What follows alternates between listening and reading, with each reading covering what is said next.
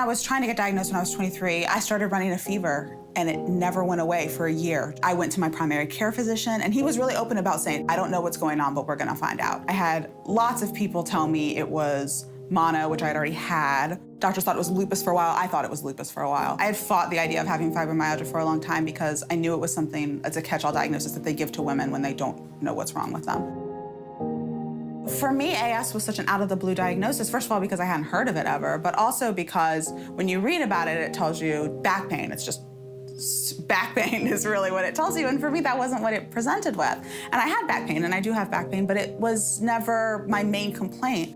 When I'm presenting with mostly fever and fatigue and just this general I don't feel well feeling, it makes sense to send me to an immunologist or an infectious disease specialist. But the fact that I eventually got into a rheumatologist, of course, was probably the only way I was ever going to get diagnosed. He put his hand on my shoulder and he said, "That's not right."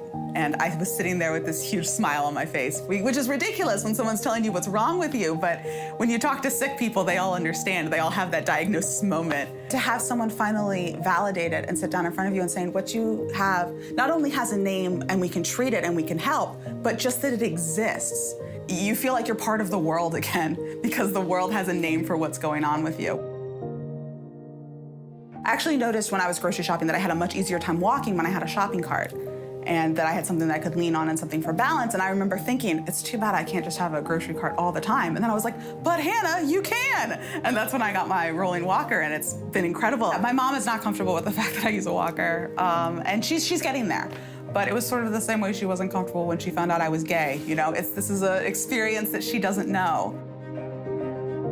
The AS community is incredible. People are really there for you and to invite you in, and they accept you. Being disabled is an identity, and it's a community, and it means my life is different from abled people, and that's not a bad thing. The only bad thing is when you don't have the help and the support and the accessibility that you need. I don't think I'm sad about having AS. I'm sad about not getting diagnosed sooner. All that time that I spent doubting myself and feeling bad about myself, my life doesn't need to look like other people's lives to be great, so I'm perfectly happy.